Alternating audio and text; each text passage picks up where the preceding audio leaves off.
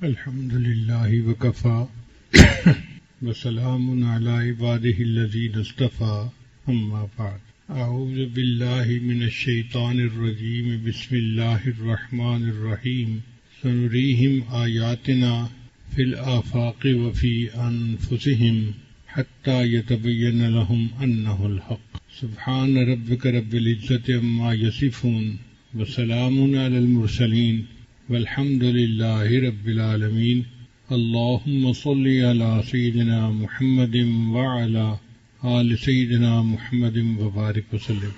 کئی چیزوں کو انسان اپنی آنکھوں سے دیکھتا نہیں مگر نشانیوں سے پہچان جاتا ہے کہ معاملہ کیسے ہے۔ ایک آدمی گھر بند کر کے کہیں سفر پر گیا، جب واپس آیا تو دیکھا کہ کمرے کے دروازے کھلے ہوئے تھے، جو بیگ تھے وہ مسنگ تھے اور جیولری اس میں سے غائب تھی۔ آنکھ سے اس نے کچھ نہیں دیکھا لیکن ان نشانیوں سے وہ سمجھ گیا کہ میرے گھر چوری ہو گئی ہے، بلکہ کس راستے سے چور آیا وہ یہ بھی پہچان لیتا ہے کہ جی باہر کا دروازہ بند تھا تو لگتا ہے کہ چور چھت سے نیچے اتر کے آیا ہے۔ اب کون چور ہے اس کے لیے پاؤں کے نشانات دیکھے جاتے ہیں، اور ایسے لوگ ہوتے ہیں جو پاؤں کے نشانات کو پہچانتے ہیں، وہ چور کو واک کروا کے پہچان لیتے ہیں کہ اتنے بندوں میں سے یہ چور ہے۔ چنانچہ حدیث مبارکہ میں آتا ہے کہ جب نبی علیہ السلام نے ہجرت فرمائی تو مکہ کے لوگوں نے نبی علیہ السلام کو تلاش کیا، تو انہوں نے قدموں کے نشان جاننے والے ایک بندے کو بلایا، اور وہ بندہ ان کو مکہ مکرمہ سے نشانات دیکھ کر غار ثور کے دروازے اوپر لے کے آیا۔ اس نے کہا جی کہ یہاں تک پاؤں کے نشانات آتے ہیں، آگے پتہ نہیں۔ اب پہلی بات تو یہ تھی کہ وہ اگر یہاں تک آتے ہیں تو غار کے اندر بندہ ہونا چاہیے، مگر اللہ تعالیٰ نے غار کے دروازے پر ایک مکڑی کو جالا بنانے کا حکم دے دیا، اور ایک کبوتری نے اس میں انڈے بھی دے دیے۔ تو ان کفار نے جب دیکھا اس کے دروازے پر تو جالا لگا ہوا ہے، کبوتری نے انڈے دیے ہوئے ہیں، اس کا مطلب ہے کہ کوئی بندہ اس کے اندر داخل نہیں ہوا۔ سیدنا صدیق اکبر فرماتے ہیں کہ وہ لوگ اتنا قریب تھے کہ ہم ان کی آوازیں سن رہے تھے اور ان کے قدموں کو دیکھ رہے تھے، اگر وہ جھک کے دیکھتے تو شاید ہم تک ان کی نگاہ پہنچ جاتی، مگر اللہ نہیں چاہتے تھے، لہذا وہ نبی علیہ الصلوۃ والسلام کو نہیں دیکھ سکے۔ تو قدموں کے نشان سے اور باقی نشانیوں سے انسان معاملے کی حقیقت تک پہنچتا ہے۔ اب اللہ تعالیٰ اس کائنات کے خالق اور مالک ہیں، ہم ان کو آنکھ سے دیکھ نہیں سکتے، کان سے ان کی آواز سن نہیں سکتے، وہ ہمارے فہم و ادراک سے بھی بلند و بالا ہے، مگر نشانیوں سے اللہ کو پہچانا جا سکتا ہے۔ جو آیت مبارکہ قرآن مجید کی تلاوت کی گئی، اللہ تعالیٰ ارشاد فرماتے ہیں سنریہم آیاتنا، ہم ان کو عنقریب دکھائیں گے اپنی نشانیاں، فی الآفاق، آفاق کہتے ہیں جو انسان کے باہر کا جہان ہے، وفی انفسہم، اور ان کے اپنے اندر بھی، حتی یتبین لہم انہ الحق، حتیٰ کہ ان کے اوپر حق جو ہے وہ کھل کر واضح ہو جائے گا۔ اب یہ بات کی جا رہی ہے 1400 سال پہلے، جب سائنس کی بنیاد ہی نہیں پڑی تھی، دنیا ڈاکٹری کو نہیں جانتی تھی، سائنسی ترقی بالکل نہیں تھی۔ اس وقت قرآن مجید نے ایسی باتیں بتائیں جن کو آج کی سائنٹیفک دنیا تسلیم کرتی ہے، تو یہ اللہ تعالیٰ کی قدرت کی نشانیاں ہیں۔ قرآن مجید صداقتوں کا مجموعہ، سچائیوں سے بھری ہوئی جماعت، ultimate realities of the universe, اللہ نے کائنات کی صداقتوں کو قرآن میں اکٹھا کر دیا ہے۔ قرآن مجید میں اللہ تعالیٰ فرماتے ہیں کہ ہم نے زمین اور آسمان کو پیدا کیا، تم ذرا آنکھ اٹھا کر دیکھو، ہل تری من فطور، تمہیں زمین و آسمان کی پیدائش میں کوئی کمی نظر آتی ہے، کوئی نقص نظر آتا ہے؟ اور فرمایا کہ اگر ایک دفعہ نظر نہیں آتا تو دوبارہ آنکھ اٹھا کے دیکھو، فرجع البصر کرتین ینقلب الیک البصر خاسئا وحسیر، تمہاری نگاہ ناکام واپس لوٹے گی اور تمہیں میری تخلیق میں کوئی کمی نظر نہیں آئے گی۔ اب اللہ نے ایسی کائنات کو بنایا جس میں کوئی کمی ہے ہی نہیں، اور آج اتنا عرصہ گزر گیا، کوئی پوائنٹ ایسا نہیں جہاں انسان یہ کہہ سکتا ہو کہ جی کائنات میں یوں ہونا چاہیے تھا اور یوں ہے، غلطی ہو گئی، گنجائش ہی نہیں ہے، چونکہ اللہ نے پرفیکٹ سسٹم بنایا ہے۔ اللہ تعالیٰ ارشاد فرماتے ہیں قرآن مجید میں خلق الارض فی یومین، اللہ نے زمین کو 2 دن میں پیدا کیا، تو زمین کی پیدائش 2 دن میں ہوئی، پھر اللہ نے اس کے اندر برکت رکھی، فی 4 ایام، 4 دنوں کے اندر، یعنی کل زمین آسمان کی پیدائش میں 6 دن لگے، 2 دن زمین کو پیدا کرنے میں اور 4 دن اس کے اندر برکتیں رکھنے میں. زمین کے اندر کیمیکل کا تناسب متعین کرنا، اس میں سونے کی کانیں، کاپر کی کانیں، کوئلے کی کانیں، پتھر ہیں، پہاڑ ہیں، ہیرے جواہرات کے خزانے ہیں. اللہ نے اس میں 4 دن لگائے اس کو بنانے میں.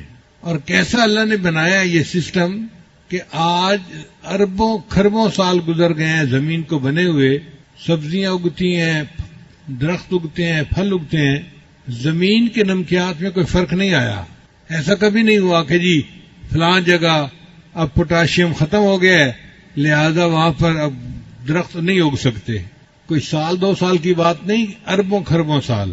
سائنس کے حساب سے زمین 15 ارب سال پہلے بنی، تو 15 ارب سال سے اس کے اوپر درخت اگ رہے ہیں مگر اللہ نے جو کیمیکل ہیں ان کا تناسب ایسے رکھا ہے کہ اس میں آج تک کوئی کمی نہیں. کوئی نہیں کہہ سکتا جی کہ نائٹروجن ختم ہو گئی لہذا اب پودے جو ہیں وہ اپنا پھل نہیں دے سکتے یا پودے اپنا پھول نہیں دے سکتے. ایسا ہرگز نہیں ہے. اللہ کتنا بڑا ہے جس نے زمین کے اندر تناسب کو اتنا اچھا بنایا کہ آج اربوں سالوں کے بعد بھی زمین کے اوپر پھل اگتے ہیں، سبزیاں اگتی ہیں اور زمین کاشت کے قابل ہے. پھر اللہ تعالیٰ نے بارش کا ایک نظام بنایا. سمندر کے اوپر سے پانی بخارات بن کے اڑتا ہے اور بادلوں میں جاتا ہے اور بادل اس پانی کو لے کر پہاڑوں کے اوپر آتے ہیں، وہاں آ کر بارش برستی ہے. پھر وہ پانی پہاڑوں سے نیچے آتا ہے اور میدانی علاقوں میں دریاؤں کی شکل میں بہتا ہوا پھر واپس سمندر میں آ کے گرتا ہے. ایسا ایکو سسٹم اللہ نے بنایا ہے کہ جو پانی سمندر سے جاتا ہے لوٹ کے وہی پانی پھر سمندر میں واپس آ جاتا ہے. آپ غور کیجئے، اگر اللہ تعالیٰ بارش برساتے کھاری پانی کی اور دریاؤں کا پانی کھاری ہوتا تو فصل کہاں ہوتی، انسان کو کھانے کو کیا ملتا. اللہ نے سمندر جو اتنا نمکین ہے اس میں سے پانی اٹھایا جو نمکیات سے پاک تھا اور پھر میٹھے پانی کی بارش برسائی اور میٹھے پانی کے دریا اللہ نے پوری زمین سے گزارے اور ہمارے لیے کھانے کا بندوبست کر دیا. کسی عارف نے کہا کھیتیاں سرسبز ہیں تیری غذا کے واسطے، کھیتیاں سرسبز ہیں تیری غذا کے واسطے، چاند سورج اور ستارے ہیں ضیاء کے واسطے، بحر و بر شمس و قمر ماء و شما کے واسطے، یہ جہاں تیرے لیے ہے تو خدا کے واسطے. اللہ نے یہ جہان ہمارے لیے بنایا اور ہمیں اللہ نے اپنی عبادت کے لیے بنایا. تو دیکھیے اللہ تعالیٰ کی تخلیق میں کیا خوبی ہے، کیا حسن ہے کہ اللہ کے فضل سے آج بھی زمین کا پورا نظام اپنی خوبصورتی کے ساتھ. پھر قرآن مجید میں اللہ تعالیٰ فرماتے ہیں وَمِن كُلِّ شَيْءٍ خَلَقْنَا زَوْجَيْنِ، ہم نے ہر چیز کے اندر جوڑا جوڑا بنایا ہے. یہ چند الفاظ ہیں، اس کے اندر بہت بڑی حقیقت ہے. اللہ فرماتے ہیں ہم نے ہر چیز میں جوڑا جوڑا بنایا. زمین اور آسمان جوڑا، مرد اور عورت جوڑا، نر اور مادہ کا جوڑا، دن اور رات کا جوڑا. ہر چیز میں آپ دیکھیں گے جوڑا جوڑا نظر آئے گا، حتیٰ کہ دنیا اور آخرت جوڑا. اور سائنس نے یہ تسلیم کیا کہ اگر دنیا میں میٹر ہے تو اینٹی میٹر بھی ہے، تو میٹر اور اینٹی میٹر یہ بھی جوڑا بن گیا. آپ اس کے اوپر پی ایچ ڈی کر سکتے ہیں کہ پوری دنیا میں جو چیز آپ پائیں گے اس کا جوڑا ضرور موجود ہوگا. یہ 1400 سال پہلے قرآن مجید نے فرما دیا اور وہ بات آج بھی سچ ثابت ہو رہی ہے. اگر اور بڑھائیں تو دیکھیں پوری دنیا میں جتنے ریئیکشن ہو رہے ہیں کیمیکل کے وہ سب جوڑے جوڑے پر ہو رہے ہیں. ایک آئن پازیٹو ہوتا ہے، ایک نیگیٹو ہوتا ہے، آپس میں ایک دوسرے کے ساتھ بانڈ بنا لیتے ہیں اور کیمیکل ریئیکشن ہو جاتا ہے. پھر اگر انڈسٹری کی طرف آئیں تو مشینوں کی ایک زبان ہوتی ہے جس کو مشین لینگویج کہتے ہیں. وہ مشین لینگویج بھی 0 اور 1 کے ڈیجٹ پہ چلتی ہے. تو 0 اور 1 جوڑا بنتا ہے. اس جوڑے کے ساتھ پوری دنیا کے اندر کمیونیکیشن ہو رہی ہے. حتیٰ کہ جو چاند پہ لوگ جا رہے ہیں وہ زمین والوں کے ساتھ جب رابطہ کرتے ہیں تو اسی مشین لینگویج پر ایک دوسرے سے گفتگو ہو رہی ہوتی ہے. اس میں بھی دیکھو جوڑا جوڑا. پھر اللہ تعالیٰ قرآن مجید میں فرماتے ہیں وَجَعَلْنَا مِنَ الْمَاءِ كُلَّ شَيْءٍ حَيٍّ، ہم نے پانی سے ہر چیز کو زندگی بخشی. یعنی جو چیز بھی دنیا میں زندہ ہے وہ پانی کی وجہ سے ہے. اور اب تو سائنس بھی تسلیم کرتی ہے کہ پانی سے زندگی کا آغاز ہوا اور پھر یہ سلسلہ آگے چلتا رہا. پچھلے دنوں ایک مشن مریخ کے اوپر بھیجا گیا تو دنیا کے مختلف ملک کے سائنسدان اکٹھے ہوئے کہ ہمیں کیسے پتہ چلے کہ مریخ کے اوپر زندگی ہے یا نہیں ہے. تو انہوں نے کہا اس کے لیے کوئی ہمارے پاس کرائیٹیریا ہونا چاہیے. کیا کرائیٹیریا ہونا چاہیے؟ انہوں نے مل کے متفقہ فیصلہ کیا اگر مریخ کے اوپر پانی موجود ہے تو زندگی یقیناً ہوگی، اگر پانی موجود نہیں تو زندگی نہیں ہو سکتی. جو بات 1400 سال پہلے بتائی گئی آج کی سائنس کی دنیا بھی تسلیم کر رہی ہے. قرآن مجید نے کہہ دیا وَجَعَلْنَا مِنَ الْمَاءِ كُلَّ شَيْءٍ حَيٍّ، ہم نے ہر چیز کو پانی سے زندگی عطا فرمائی ہے. قرآن مجید میں ایک جگہ پر اللہ تعالیٰ کافروں کے دل کی ظلمت کا بیان کرتے ہیں کہ کافروں کے دل میں اس طرح اندھیرا ہے جیسے سمندر میں اندھیرا ہوتا ہے. جب سمندر میں ہائی ٹائیڈ ہو، مد و جزر بہت زیادہ ہو اور اوپر بادل ہو تو سمندر کے اندر اس وقت ویزیبلٹی زیرو ہوتی ہے. اتنا گھپ اندھیرا کبھی نہیں دیکھا گیا. عام حالات میں کوئی بندہ سمندر میں ڈائیو کرے تو اس کو 2-4 میٹر نیچے جا کے روشنی محسوس ہوگی، لیکن جب مد و جزر ہو اور اس کے اوپر بادل آئے ہوئے ہوں تو پھر روشنی پینیٹریٹ نہیں کر سکتی اور بالکل گھپ اندھیرا ہوتا ہے. ایک عرب ملاح تھا جہاز کا، اس کا ایک دوست بن گیا، فرانس کا آدمی تھا. جہازوں کا سفر کرنے کی وجہ سے ان کی آپس میں دوستی ہو گئی. اس عرب نے اس اپنے فرانسیسی دوست کو قرآن مجید کا انگلش ترجمہ دیا کہ آپ اس کو پڑھیں. اب وہ فرانسیسی دوست چونکہ پوری زندگی کوئی 35-40 سال سمندر میں گزار چکا تھا، اس کو سمندر کے بارے میں ایک ایک چیز کا پتہ تھا. وہ قرآن مجید کو پڑھتا گیا حتیٰ کہ ایک جگہ پر اس نے پڑھا کہ کافروں کے دل میں اس طرح اندھیرا ہوتا ہے فی بحر لجی یغشا موج من فوقہ موج من فوقہ سحاب، جیسے کہ سمندر میں اندھیرا ہوتا ہے جب لہروں کے اوپر لہریں آ رہی ہوتی ہیں، ہائی ٹائیڈ کا ٹائم ہوتا ہے اور اوپر بادل ہوتے ہیں. اس نے زندگی میں اس کا تجربہ خود کیا تھا. اس کو پتا تھا کہ واقعی اس حال میں گپ اندھیرا ہوتا ہے.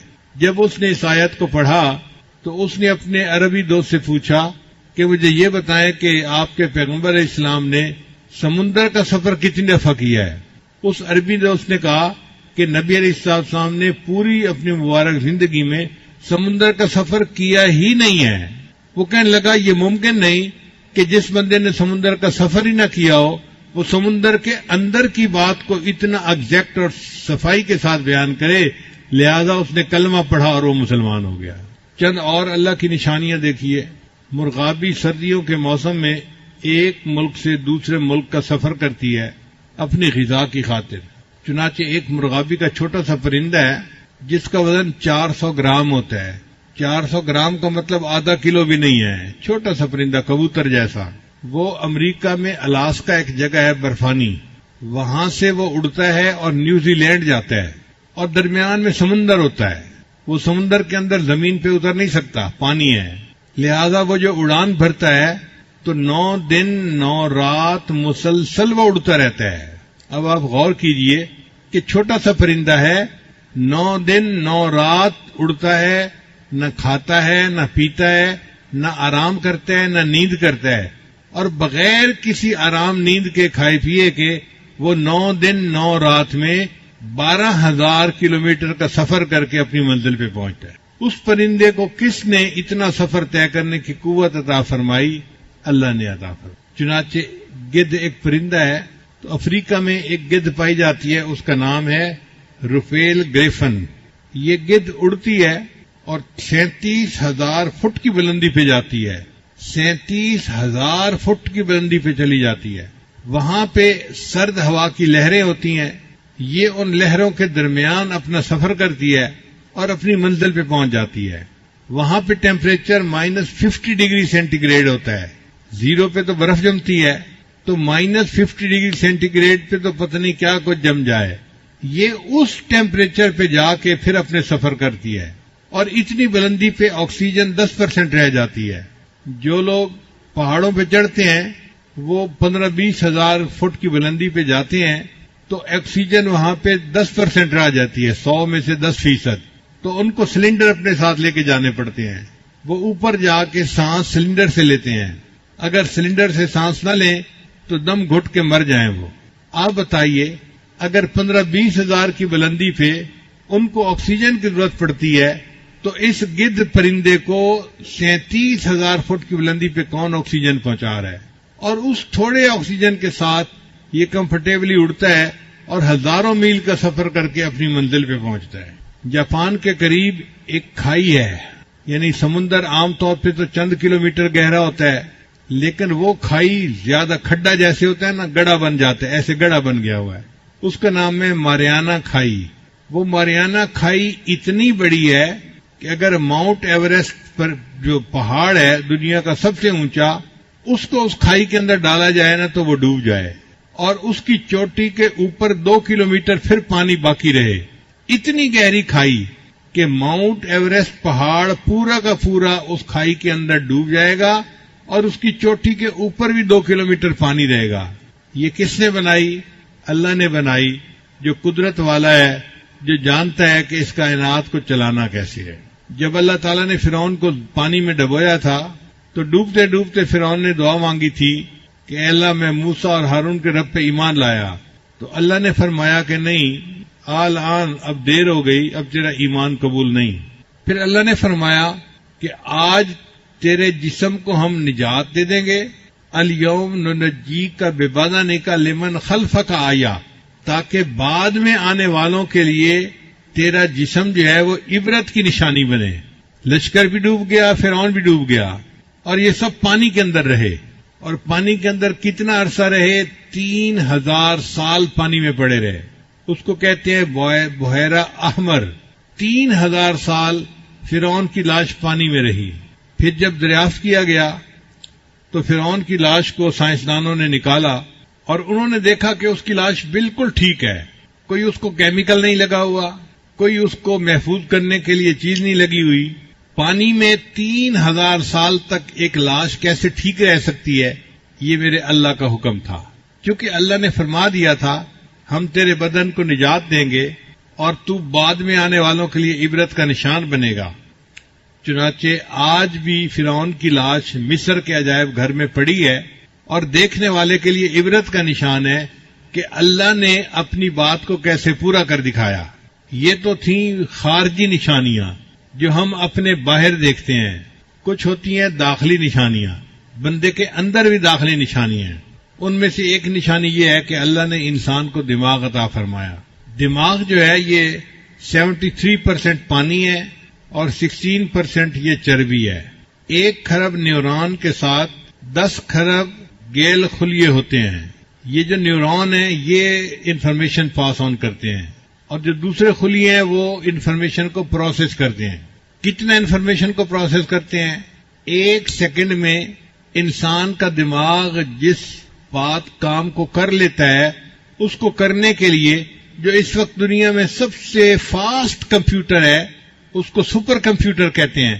تو 40,000 کمپیوٹر مل کر کام کریں تو 40 منٹ میں جا کے وہ اس بات کو پروسیس کر سکیں گے جس کو دماغ 1 سیکنڈ میں پروسیس کر لیتا ہے. نہیں، سوری میں نے غلط کہا. 80,000 سپر کمپیوٹر مل کر پروسیس کریں تو 40 منٹ میں اس کو پروسیس کر سکیں گے. اب بتائیے دماغ کی کتنی قوت ہے؟ 1 سیکنڈ میں وہ اتنی انفارمیشن پروسیس کر لیتا ہے کہ جس کو پروسیس کرنے کے لیے 80,000 سپر کمپیوٹر چاہیے اور ان کو بھی 40 منٹ لگیں گے اس کو پروسیس کرنے میں. انسان کا دماغ 10 واٹ کی بجلی سے چلتا ہے اور دماغ کی جو میموری ہے وہ 25 لاکھ GB ہے. آج کل تو 5-10 GB پہ ہی لوگ خوش پھرتے ہیں کہ جی بڑی میموری مل گئی، 10 GB مل گیا، 15 GB مل گیا. دماغ کی میموری 25 لاکھ GB ہے جو اللہ نے بنایا ہے. تو یہ دماغ اللہ کی نشانیوں میں سے ایک نشانی ہے. جتنا ہم اس پر غور کرتے ہیں ہمارا دل گواہی دیتا ہے کہ واقعی ایسے دماغ کو بنانے والا اللہ خود کتنا عقل مند ہوگا، وہ خود کتنی صفات کا حامل ہوگا۔ پھر اس کے بعد انسان کی آنکھ کا قطر 1 انچ ہے اور آنکھ کا وزن 56 ملی گرام ہوتا ہے۔ ایک انسان کی آنکھ 1 کروڑ رنگوں کے درمیان امتیاز کر سکتی ہے، یعنی رنگوں کے 1 کروڑ شیڈ ہونا تو انسان کی آنکھ ان میں فرق کر سکتی ہے، یہ الگ ہے، یہ الگ ہے، یہ الگ ہے۔ آپ اندازہ کیجئے کتنا پریسیژن ہے آنکھ کا، 1 کروڑ شیڈز کے درمیان بھی فرق کر لیتی ہے۔ دنیا میں جو بڑے سے بڑا اچھا کیمرہ بنایا گیا تو اس کی ایکوریسی جو تھی وہ 12 میگا پکسل کا کیمرہ ہوتا ہے، 12 میگا پکسل، یعنی اس کی جو پریسیژن ہوتی ہے نا وہ 12 میگا پکسل ہوتی ہے، اور انسان کی آنکھ کی پریسیژن 576 میگا پکسل ہوتی ہے۔ اللہ اکبر کبیرہ۔ ایک آنکھ میں 20 کروڑ سے زیادہ کام کرنے والے حصے ہوتے ہیں۔ آنکھ کے اندرونی پٹھے دن میں 10 لاکھ مرتبہ حرکت کرتے ہیں، ہمیں تو پتہ نہیں چلتا، لیکن ہماری آنکھ کبھی ادھر دیکھ رہی ہوتی ہے، کبھی ادھر، کبھی اوپر، کبھی نیچے، تو آنکھ ہل رہی ہوتی ہے۔ تو سائنسدانوں نے کہا کہ آنکھ کے اندر کے جو پٹھے ہیں وہ ایک دن میں 10 لاکھ مرتبہ حرکت کرتے ہیں، اور آنکھ تھکتی نہیں ہے کہ جی اب میری آنکھ تھک گئی ہے میں بند کر کے پڑا ہوا ہوں۔ اتنی حرکت کرنے کے باوجود بھی آنکھ جو ہے وہ اپنی حرکت کے لیے موجود ہوتی ہے، فریش ہوتی ہے۔ انسان کی انگلی کے جو نشانات ہیں نا، ان میں 40 کریکٹر ہیں جن سے بندے کو پہچانا جاتا ہے، یہ اس بندے کی انگلی ہے، یہ اس بندے کی، 40 کریکٹر ہیں۔ اور انسان کی آنکھ میں 256 کریکٹر ہوتے ہیں جو ایک دوسرے سے مختلف ہوتے ہیں۔ اسی لیے سیکیورٹی میں انگلی سے پہچان کرنے کی بجائے آنکھ سے پہچان کرنے کا طریقہ زیادہ مقبول ہے۔ آج کل بیرون ملک کا جب سفر کیا جاتا ہے نا تو کئی جگہوں پہ تو انگلی کا نشان لیتے ہیں اور کئی جگہوں پہ آنکھ کا فوٹو لیتے ہیں، تو بندہ حیران ہوتا ہے جی آنکھ کا فوٹو کیا لیں گے۔ آنکھ میں 256 کریکٹر ہوتے ہیں جس کی وجہ سے ایک بندے کی آنکھ کو دوسرے کی آنکھ سے پہچاننا بہت آسان ہوتا ہے، ایک لمحے میں پہچان ہو جاتی ہے یہ بندہ اور ہے اور یہ بندہ اور ہے۔ پھر انسان کے آنکھ کے درمیان میں ایک چیز ہے جس کو کورنیا کہتے ہیں، اس کو خون نہیں ملتا، پورے جسم کی ہر چیز کو خون ملتا ہے، اس کو خون کی ضرورت نہیں ہوتی، مگر اس کو فکس کرنے کا طریقہ آج تک انسان نہیں جان سکا۔ اب کوئی بچہ ماں کے پیٹ سے پیدا ہو اور اس کی آنکھ نہ ہو تو ساری دنیا کے سائنسدان مل کے اس کے لیے آنکھ بنا نہیں سکتے۔ یہ آنکھ کی نعمت کس نے دی؟ اللہ نے ہمیں عطا فرمائی۔ پوری زندگی انسان عبادت کرتا رہے تو آنکھ کی نعمت کا حق ادا نہیں کر سکتا۔ یہ کتنی بڑی نعمت ہے کہ ہم اپنی آنکھ سے اللہ کے گھر کو دیکھتے ہیں، نبی اسلام کے روضہ انور کو دیکھتے ہیں، اللہ کے قرآن کو دیکھتے ہیں، اللہ والوں کو دیکھتے ہیں، ماں باپ کو دیکھتے ہیں، اپنے پیارے بچوں کے چہروں کو دیکھتے ہیں۔ جن کی آنکھیں نہیں ان سے ذرا اس کی قدر جا کے پوچھیے کہ آنکھوں کی قدر کیا ہے۔ تو یہ آنکھ بھی اللہ کی نشانیوں میں سے ایک نشانی ہے۔ پھر ایک اور نشانی ہے انسان کا دل۔ انسان کا دل پٹھوں کا ایک پمپ ہے جس کو اللہ نے بہت مضبوط بنایا ہے۔ یہ انسان کے سینے میں، چھاتی میں لیفٹ سائڈ پر ہوتا ہے، اسی لیے انسان کے 2 پھیپھڑے ہوتے ہیں، ایک رائٹ سائڈ کا، ایک لیفٹ سائڈ کا۔ تو لیفٹ سائڈ کا پھیپھڑا تھوڑا سا چھوٹا ہوتا ہے بنسبت رائٹ سائڈ کے پھیپھڑے کے۔ وہ اللہ نے چھوٹا اس لیے بنایا کہ دل کو جگہ مل سکے اپنی حرکت کے لیے۔ اب یہ دل کا سائز تقریباً مٹھی کے برابر ہوتا ہے۔ جب بچے کی عمر 4 ہفتے ہوتی ہے نا، بچے کی عمر 4 ہفتے ہوتی ہے تو اس کا دل دھڑکنا شروع کر دیتا ہے۔ پھر اس وقت سے لے کے اس کی موت تک یہ دل نان سٹاپ دھڑکتا رہتا ہے۔ آپ بتائیں جس بندے کی عمر 100 سال ہے، 100 سال اس کا دل دھڑکتا رہا، کیا کوئی دنیا میں ایسی مشین ہو سکتی ہے جو نان سٹاپ 100 سال تک چلتی رہے اور اس میں کوئی خرابی نہ آئے؟ یہ اللہ نے ایسا دل بنایا جو ہر وقت خون کو پمپ کر رہا ہوتا ہے، چنانچہ ہر منٹ میں 1.5 گیلن خون پمپ کرتا ہے۔ جو عورت حاملہ ہوتی ہے تو اس کے خون کی مقدار 50% اللہ بڑھا دیتے ہیں، کیونکہ وہ خون اس کو بھی ملنا تھا اور اس کے ہونے والے بچے کو بھی ملنا تھا۔ کون بڑھاتا ہے یہ خون کی مقدار؟ اللہ بڑھاتے ہیں۔ انسان کے جسم کی ایک ایک ٹیشو کو خون پہنچتا ہے، اس لیے ہمارے یہاں خون کی شریانیں باریک باریک ہر جگہ ہوتی ہیں، ہر جگہ۔ اگر شریانوں کی لمبائی کا اندازہ لگایا جائے اور ایک بندے کی شریانوں کو الگ الگ کر کے ان کو گانٹھ باندھ دی جائے تو ایک انسان کے جسم میں کل شریانوں کی لمبائی 1,60,000 کلومیٹر بنتی ہے. 1,60,000 کلومیٹر وائرنگ ہے جو انسان کے جسم میں استعمال ہوئی ہے اور وہ ہر ٹیشو کو خون پہنچا رہی ہے. اب آپ بتائیے کہ دل کے اوپر کتنا بوجھ ہوتا ہوگا جو 1,60,000 میل کی مسافت تک خون پہنچا رہا ہے. انسان کا خون 30 سیکنڈ کے اندر دل سے نکلتا ہے اور پھر واپس آ جاتا ہے، سرکل پورا کر لیتا ہے پورے. قرآن مجید میں اللہ تعالیٰ فرماتے ہیں لہم قلوب یعقلون بہا، اے کاش ان کے دل ہوتے جو انہیں عقل سکھاتے. سائنسدان بڑے عرصے تک اعتراض کرتے رہے اور جی دل تو ایک پمپ ہے، اس کا کیا تعلق محسوسات سے اور کیفیات سے. تو یہ تو عجیب بات ہے. ہزاروں سال سائنسدانوں نے مخالفت کی اور اب آ کے سائنس نے تحقیق کی کہ دل کے اندر بھی کچھ نیورون ہوتے ہیں اور وہ انسان کے دماغ کے ساتھ کنیکٹڈ ہوتے ہیں. چنانچہ ایک چھوٹا سا کنٹرول روم دل کے اندر بھی ہوتا ہے، وہ سگنل دیتا ہے انسان کے دماغ کو اور انسان کا دماغ پھر پورے بدن کو کنٹرول کرتا ہے. یعنی انسان کا ایک کنٹرول روم تو دماغ میں ہے جو اصل پورے بدن کو کنٹرول کرتا ہے، مگر اس کے لیے ایک پائلٹ کنٹرول روم انسان کے دل میں بھی ہے.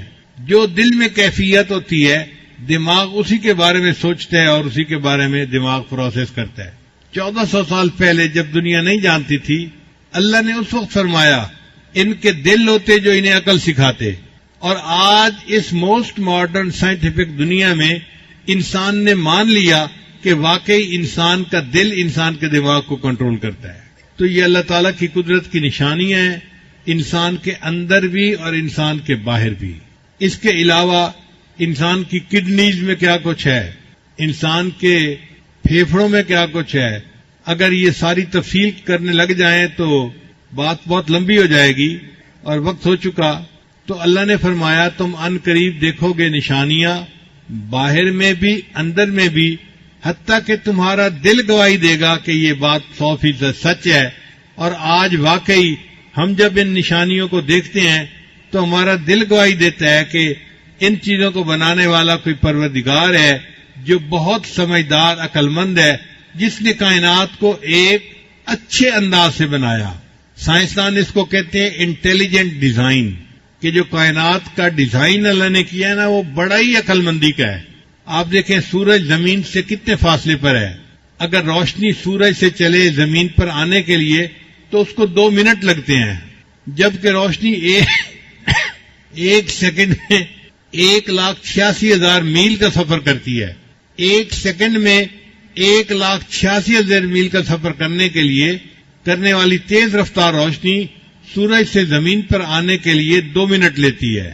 اگر یہ سورج کا فاصلہ آدھا ہوتا تو زمین پہ اتنی گرمی ہوتی کہ ہر چیز جل جاتی، نہ کوئی درخت ہوتا، نہ فصلیں ہوتی، نہ پھل ہوتے، نہ انسان ہوتا. اور اگر یہ فاصلہ دگنا ہوتا تو زمین پہ اتنی ٹھنڈ ہوتی کہ ہر چیز جم جاتی، انسان زندگی گزار ہی نہ سکتا. اللہ نے زمین سے سورج کا فاصلہ ایسا رکھا، سردی بھی ہے، گرمی بھی ہے، خزاں بھی ہے، بہار بھی ہے. 4 موسم ہیں اور 4 موسموں کی وجہ سے پھول بھی ہوتے ہیں، پھل بھی ہوتے ہیں، سبزیاں بھی ہوتی ہیں اور انسان کتنے مزے کی زندگی گزارتا ہے. اب یہ فاصلے کا تعین کس نے کیا؟ اللہ نے کیا. تو اللہ فرماتے ہیں کہ ان قریب تم دیکھو گے نشانیاں آفاق میں بھی اور اپنے اندر میں بھی، حتیٰ کہ تمہارا دل گواہی دے گا کہ اللہ سچ ہے، اس کائنات کو بنانے والا اللہ ہے. اور واقعی ہم ان نشانیوں پر غور کر کے اس نتیجے پر پہنچتے ہیں کہ اے اللہ، آپ ہی نے اس کائنات کو پیدا کیا، آپ اس کے خالق ہیں، آپ اس کے مالک ہیں اور آپ ہی اس کائنات کے نظام کو چلانے والے ہیں. ہم اللہ کی عظمت کو پہچانیں، اس کے گیت گائیں اور اسی کو مدد کے لیے پکاریں. اللہ سے قربت کا احساس پیدا کریں، قرآن شریف کو پڑھیں اور خوب جی بھر کے اللہ کی عبادت کریں جس نے ہمیں اتنی نعمتوں سے نوازا. ہمارا دل گواہی دیتا ہے ربنا ما خلقت ھذا باطلا، اے اللہ آپ نے اس چیز کو ایسے ہی پیدا نہیں کیا، سبحانک تو پاک ہے، فقنا عذاب النار، بس ہمیں جہنم کی آگ سے نجات عطا فرما دیجیے۔ شاعر نے کہا چاند تاروں میں تو مرغزاروں میں تو اے خدایا، کس نے تیری حقیقت کو پایا؟ چاند تاروں میں تو مرغزاروں میں تو اے خدایا، کس نے تیری حقیقت کو پایا؟ بحر عصیاں سے مولا بچا لے، دل کی کشتی ہے تیرے حوالے۔ بحر عصیاں سے مراد گناہوں کے سمندر سے، بحر عصیاں سے مولا بچا لے، دل کی کشتی ہے تیرے حوالے۔ تو ہی ستار ہے تو ہی غفار ہے اے خدایا، کس نے تیری حقیقت کو پایا؟ اللہ تعالی ہمیں اپنی معرفت عطا فرمائے۔ اس دنیا میں اللہ کو چاہا گیا، جتنا اللہ کی خاطر آنسو بہائے گئے، جتنا اللہ کو پکارا گیا، کائنات میں دوسری کوئی ہستی ایسی نہیں جس سے مخلوق نے اتنی محبت کی ہو۔ ان میں ایک تھے حضرت ابراہیم علیہ السلام، وہ اللہ کے خلیل تھے، اللہ سے شدید محبت کرتے تھے۔ ایک مرتبہ اپنا ریوڑ چرا رہے تھے بکریوں کا، تو ایک بندہ قریب سے گزرا اور اس نے اللہ کی تعریف کی، سبحان ذی الملک والملکوت، سبحان ذی العزت والعظمت والہیبت والقدرت والکبریاء والجبروت۔ جب اس نے اللہ کی تعریف اتنے پیارے انداز سے کی تو ابراہیم علیہ السلام کا دل مچل اٹھا۔ تو کہتے ہیں نا، ایک دم بھی محبت چھپ نہ سکی جب تیرا کسی نے نام لیا۔ تو اللہ کا نام سن کے ابراہیم صاحب تڑپ اٹھے، اے بھائی ایک مرتبہ یہ تعریف اور کر دو۔ اس نے کہا اس کے بدلے کیا دیں گے؟ ابراہیم صاحب مبارک ہو، میں اللہ کا فرشتہ ہوں۔ ابراہیم صاحب مبارک ہو، میں اللہ کا فرشتہ ہوں، اللہ نے بھیجا، جاؤ میرے خلیل کے سامنے میرا نام لو اور پھر دیکھو وہ کہتے ہیں میرے نام کے کیا دام لگاتا ہے۔ ایسے اللہ سے محبت کرنے والے لوگ بھی دنیا میں آئے اور یہ سلسلہ چلتا رہا۔ چنانچہ نبی علیہ السلام نے مدینہ ہجرت کے بعد جب پہلا خطبہ دیا تو نبی علیہ السلام نے یہی فرمایا ہے، احب اللہ لما یغزوکم من نعمہ، اللہ سے محبت کرو چونکہ اس نے تمہیں تمام نعمتیں عطا فرمائی ہیں۔ ہم اگر نعمتوں پر غور کریں کہ اللہ نے ہمیں جو دی ہیں تو دل چاہتا ہے کہ اپنے محسن سے انسان محبت کرے۔ اور نبی علیہ السلام فرمایا احبونی لما حب اللہ، اور مجھ سے محبت کرو کہ اللہ مجھ سے محبوب فرماتے ہیں، مجھے محبوب رکھتے ہیں۔ تو اللہ سے اور اس کے محبوب اسلام سے محبت رکھنا یہ ہماری کامیابی کی بنیادی شرط ہے۔ اللہ تعالی ہمیں توفیق دے اور ہمارے دل کو اپنی محبت سے گرما دے۔ اللہ دل میں آ جائے، اللہ ہمارے دل میں سما جائے، بلکہ سچ بات تو یہ ہے اللہ ہمارے دل میں چھا جائے۔ طلب ہو تو اللہ یہ نعمت عطا فرما دیتے ہیں۔ پھر یہ سلسلہ آگے چلتا رہا۔ چنانچہ حدیث پاک میں آتا ہے کہ اللہ تعالیٰ دو بندوں سے بڑی محبت کرتے ہیں اور فرشتوں کی محفل میں ان کے تذکرے کرتے ہیں۔ آپ سوچیں وہ کتنے خوش نصیب لوگ ہیں کہ جن کے تذکرے اللہ فرشتوں کی محفل میں کرتے ہیں۔ فرمایا ایک وہ بندہ جو سفر سے واپس لوٹا تھا، سب قافلے والے تو سو گئے تھکاوٹ کی وجہ سے، وہ جاگا، اس نے وضو کیا اور مصلی پہ کھڑا ہو گیا۔ اللہ کو اس بندے پہ بڑا پیار آتا ہے اور اللہ فرشتوں کو کہتے ہیں دیکھو میرا یہ بندہ، میری محبت نے اس کو کھڑا کر دیا۔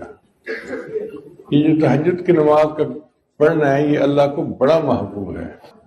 چنانچہ خواجہ غلام فرید احمد فرماتے ہیں رات پوے تے بے دردانو مٹھی نیندر آوے، رات پوے تے بے دردانو مٹھی نیندر آوے، درد مندانو یاد سجندی ستیاں آن جگاوے۔ اور جو درد مند ہوتے ہیں وہ سوئے ہوتے ہیں، ان کو یار کی یاد آ کے جگا دیتی ہے، خود بخود آنکھ کھل جاتی ہے۔ حدیث مبارکہ میں ہے کہ رات آتی ہے تو اللہ تعالیٰ فرشتوں کے 3 جماعتیں بناتے ہیں۔